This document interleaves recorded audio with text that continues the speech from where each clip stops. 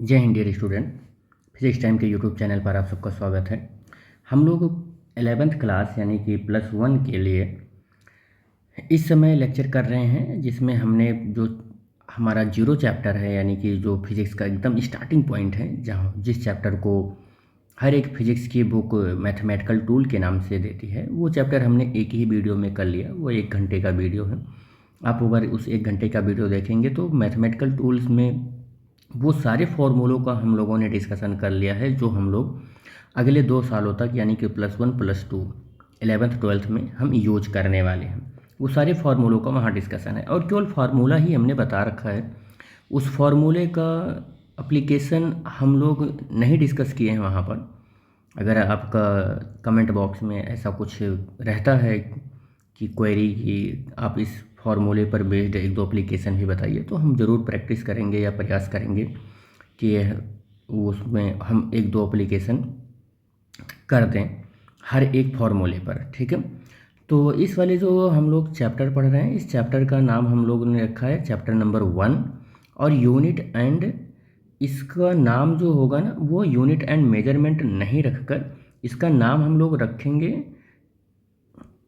Physical word. इसका क्या नाम रहेगा? फिजिकल वर्ड रहेगा इसका। हम लोग क्योंकि चैप्टर नंबर 1 ही पढ़ रहे हैं, तो चैप्टर नंबर 1 हमारा क्या रहेगा? फिजिकल वर्ड रहेगा।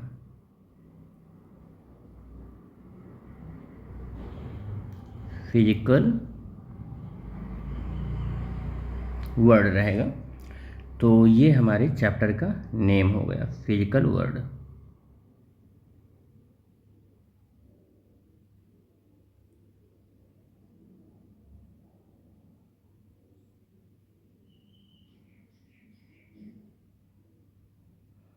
ये फिजिकल वर्ड चैप्टर हो गया। तो इसको भी हम वैसे ही कर देते हैं जैसे पहले था ये।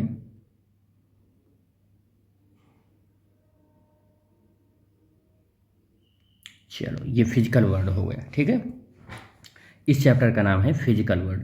तो फिजिकल वर्ड में जो सबसे पहला क्वेश्चन बन कर आता है हमारे सामने, वो क्वेश्चन ये रहता है कि व्हाट इज द साइंस। ये रहता है कि what is the science. Science क्या है? What is the science. तो सबसे पहला क्वेश्चन यही, कोई भी आता है फिजिक्स जब पढ़ाने आपकी क्लास में, तो या साइंस पढ़ाने आता है, तो पहला क्वेश्चन यही उसके दिमाग में आता है कि जो आप पढ़ने चल रहे हो +1 की फिजिक्स, उसमें क्या आपको ये पता है कि what is the science. Most of the student को पता ही नहीं रहता है, बस वो पढ़ रहे होते हैं फिजिक्स केमिस्ट्री मैथ बायो। आमतौर पर अगर वो चाहे जिस मतलब कि फिजिक्स को पढ़ें या केमिस्ट्री को पढ़ें या चाहे बायो को पढ़ें, किसी भी ब्रांच को पढ़ते हैं, तो उनको वही डेफिनेशन नहीं मालूम रहता है जो पर्टिकुलर ब्रांच ऑफ साइंस पढ़ रहे हैं, तो साइंस की डेफिनेशन क्या बताएंगे। अच्छा, बुक वालों ने भी साइंस की डेफिनेशन को बुक में से ज़्यादातर गायब ही कर रखा है। बहुत कम ऐसे बुक है जो साइंस की डेफिनेशन को 9th और 10th में इंट्रोड्यूस करते हैं। 9th और 10th से तो साइंस की डेफिनेशन को ही हटा दिया है, तो वो उनको पता ही नहीं रहता है। तो 11th में फर्स्ट टाइम आकर वो साइंस की थोड़ा बहुत डेफिनेशन पढ़ते हैं, जबकि वो पढ़ रहे होते हैं साइंस 6th 7th 8th से ही। तो वहाँ पर उनको साइंस की डेफिनेशन बतानी चाहिए। चलिए, अगर बताते भी हैं तो बच्चों के दिमाग में उतना रहता भी नहीं है। डोंट वरी, हम यहाँ पर डिस्कस करते हैं। It is the systematic and organised knowledge. Science क्या है? एक ऐसा सिस्टमैटिक और ऑर्गेनाइज्ड नॉलेज है about that various natural phenomena, जो बहुत सारे वेरियस नेचुरल फिनोमिना के बारे में हमें कैसा स्टडी करवाते हैं? सिस्टमैटिक और ऑर्गेनाइज्ड वे में स्टडी करवाते हैं और उसका नॉलेज देते हैं हमको। इसी को हम लोग साइंस बोलते हैं। इसी को क्या बोलते हैं? साइंस बोलते हैं। जो ये नॉलेज हमको मिलता है और सिस्टमैटिक ऑर्गेनाइज्ड वे में नॉलेज जो हमको मिलता है किसी नेचुरल फिनोमिना के बारे में, ठीक है, तो हम उसको साइंस बोलते हैं। तो it is the systematic and organised knowledge about the various natural phenomena which is obtained from careful observation and experiment. जो बहुत केयरफुल ऑब्जर्वेशन और एक्सपेरिमेंट से परफॉर्म किया गया हो, बहुत मतलब केयरफुल्ली ऑब्जर्वेशन और एक्सपेरिमेंटल तौर पर जो हमको सिस्टमैटिक और ऑर्गेनाइज्ड नॉलेज मिलता है, उस नॉलेज को ही हम लोग साइंस बोलते हैं।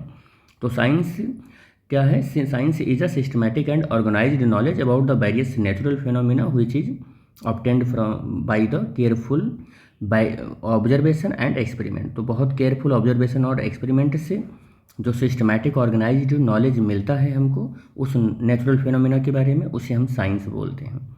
ये जो साइंस वर्ड है, देखो साइंस वर्ड है, ये साइंस वर्ड कहाँ से लिया गया है? Comes from the Latin word. कहाँ से लिया गया है? ये लैटिन वर्ड से लिया गया है। और लैटिन वर्ड में साइंस जो जहाँ से लिया गया है उस वर्ड का नाम है सेंटिया। क्या नाम है उसका? सेंटिया। सेंटिया का मतलब क्या होता है? That means knowledge. सेंटिया का मतलब होता है नॉलेज, ठीक है।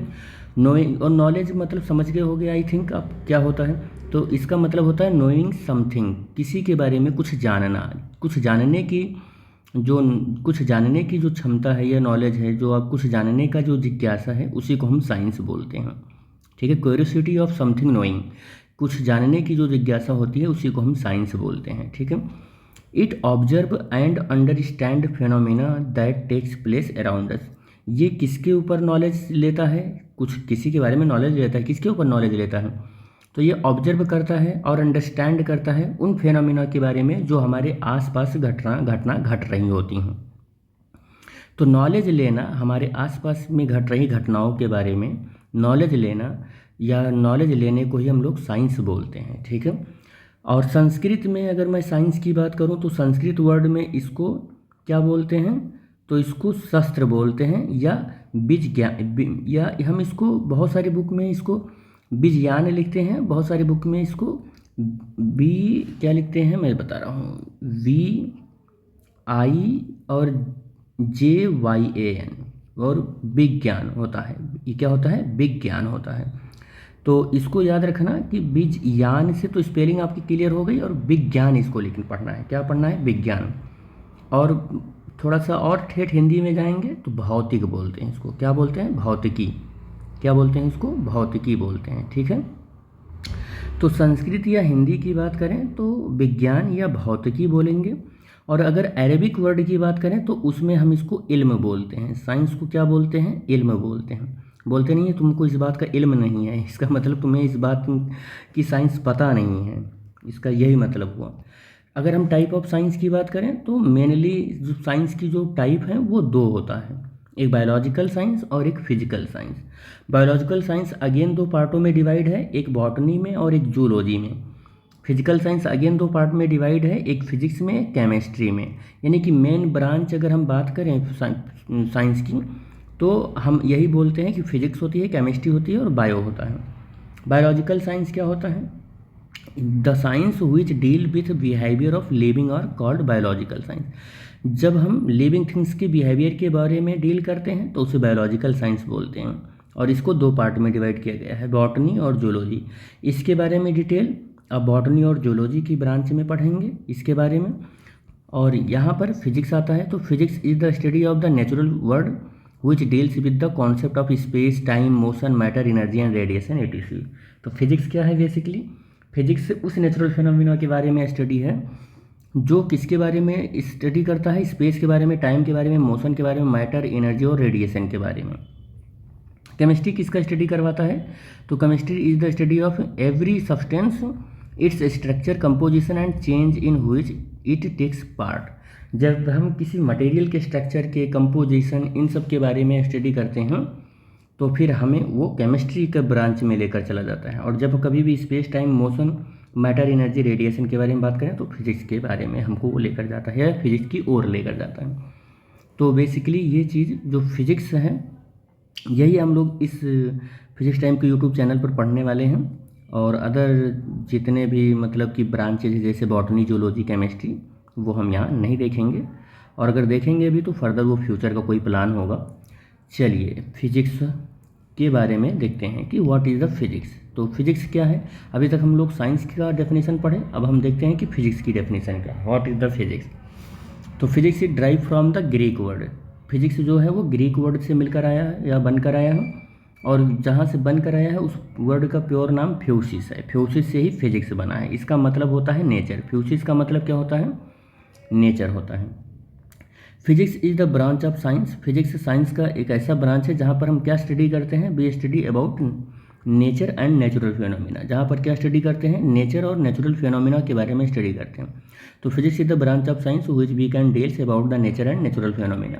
नेचर और नेचुरल फिनोमेना के बारे में जहाँ पर हम डील कर सकते हैं, उस ब्रांच ऑफ साइंस को हम क्या बोलते हैं, फिजिक्स बोलते हैं। ठीक है, तो फिजिक्स वर्ड जो है वो इंट्रोड्यूस हुआ है बाय द एंशिएंट साइंटिस्ट एरिस्टोटले। ये बहुत ही मतलब याद रखना इम्पोर्टेंट चीज़ है कि फिजिक्स जो है सबसे पहले एंशिएंट साइंटिस्ट जिन्होंने इंट्रोड्यूस किया था उसका नाम एरिस्टोटले है।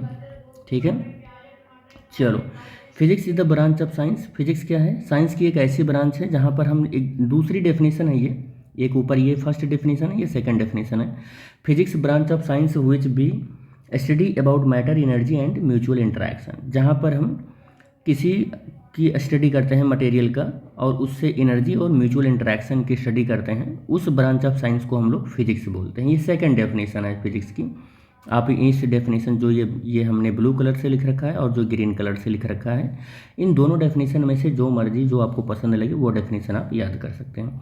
अब इसमें 3 वर्ड आ गया है, मैटर है, एनर्जी है और म्यूचुअल इंटरेक्शन है। क्या होता है म्यूचुअल, ये चीज़ क्या होता है, मैटर क्या होता है? तो मैटर एक ऐसी ऑब्जेक्ट जो बना हुआ होता है जिसी एटम से, बहुत सारे एटम कंटेंट्स होकर मैटर बना देते हैं और फिर उसको हम ऑब्जेक्ट बोलते हैं।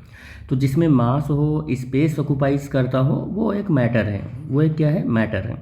विच वी कैन एक्सपीरियंस डायरेक्टली, और हम उसे एक्सपीरियंस कर सकते हैं डायरेक्टली या इनडायरेक्टली, हम उसको एक्सपीरियंस कर सकते हैं और अपने ऑर्गन के थ्रू उसको सेंस कर सकते हैं, तो उसको हम मैटर नाम दे सकते हैं कि वो मैटर है। ठीक है, वो क्या है, मैटर है।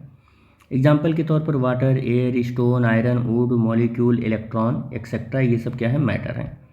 अब अगर मैं एनर्जी की बात करूँ तो एनर्जी क्या है कि the ability of an object किसी टू डू वर्क, किसी ऑब्जेक्ट के वर्क करने की जो एबिलिटी होती है इज कॉल्ड एनर्जी, उसे हम क्या बोलते हैं, एनर्जी बोलते हैं, ये एनर्जी बोलते हैं। ठीक है, डिफरेंट फॉर्म ऑफ एनर्जी हम जानते भी हैं, mechanical energy, electrical energy, magnetic energy, nuclear energy, heat energy, light energy, sound energy, chemical energy, बहुत सारी एनर्जी जानते हैं हम लोग, थर्मल एनर्जी, बहुत सारी एनर्जी जानते हैं। कुछ एनर्जी हमने इंट्रोड्यूस कर रखी है।